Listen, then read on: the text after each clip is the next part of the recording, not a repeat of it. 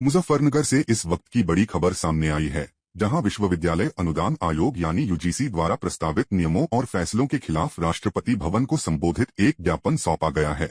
ज्ञापन में कहा गया है कि यूजीसी के नए प्रस्ताव उच्च शिक्षा की गुणवत्ता, योग्यता आधारित व्यवस्था और सामाजिक संतुलन के खिलाफ हैं। ज्ञापन देने वालों का आरोप है कि इन नियमों से संविधान में दिए गए समानता और समान अवसर के अधिकारों का उल्लंघन हो रहा है और छात्रों के भविष्य के साथ अन्याय किया जा रहा है। मांग की गई है कि यूजीसी के इन विवादित नियमों पर तत्काल रोक लगाई जाए और विषय विशेषज्ञों व शिक्षाविदों से परामर्श कर दोबारा विचार किया जाए। इस मुद्दे को लेकर छात्रों और समाज के विभिन्न वर्गों में गहरी नाराजगी देखने को मिल रही है। यूजीसी के खिलाफ कलेक्ट्रेट में स्वर्ण समाज और हिंदू समाज के लोग ज्ञापन देने आए हैं माननीय राष्ट्रपति जी के और प्रधानमंत्री जी के नाम। और ये कानून स्वर्ण जाति के खिलाफ बिल्कुल ऐसा बना दिया कि हमारे बच्चों को भविष्य खराब हो जाएगा, वो स्कूल में ना पढ़कर जेल में रहेंगे। ये जनरल कैटेगरी को जेल कैटेगरी में बदलने का एक कानून केंद्र सरकार लाई है।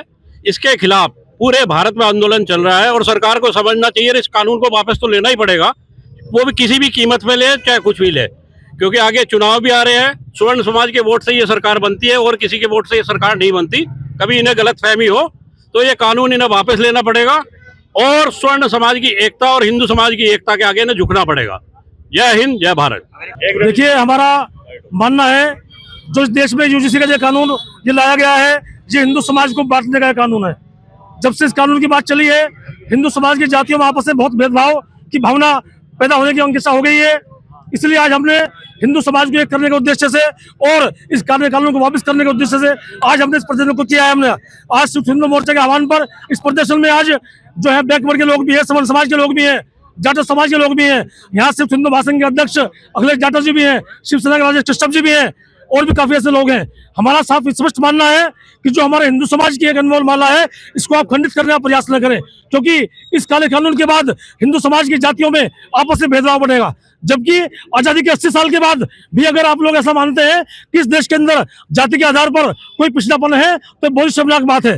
जबकि सच्चाई धरातल पर यह है कि जाति के आधार पर हमने आज तक कभी भेदभाव महसूस नहीं किया। मैं खुद एक बैकवर्ड समाज से हूँ, परंतु मैंने कभी जिले के अंदर रहते हुए आज हमारे आह्वान पर बड़े समाज के लोग भी आते हैं, ब्राह्मण समाज के लोग भी आते हैं।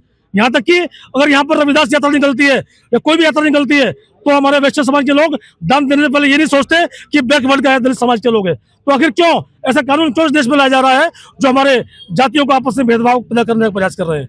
इसलिए हम लोग ने ऐसा आह्वान किया है कि और हमारा उद्देश्य है कि हम इस काले कानून का विरोध भी करेंगे और हिंदू समाज को जातियों में आपस में भेदभाव नहीं करने देंगे। जो कुछ जातिवादी कीड़े और लोग अपने मनसूबों को पूरा करना चाहते हैं और हिंदू समाज जातियों में बांटना चाहते हैं, हम उनके मुंह बंद करने के लिए भी हम जैसे लोग आज सड़कों पर उतरे हैं। आने वाले टाइम में अगर एक काला कानून वापस नहीं होगा तो ये आंदोलन और बड़ा रूप लेगा। तो सरकार के प्रतिनिधि यहाँ जिले के अंदर आएंगे, उनका घेराव होगा, उनका विरोध होगा, उनसे इस्तीफे मांगे जाएंगे। आप जो लोग हैं, आप सिर्फ बैकवर्ड की वोट से आप सत्ता में नहीं आए, आप सवर्ण समाज की वोट सत्ता में नहीं आए, आप हिंदू समाज के वोट सत्ता में आए हैं। तो हिंदू समाज को बांटने का प्रयास किसी भी कीमत पर स्वीकार नहीं किया जाएगा।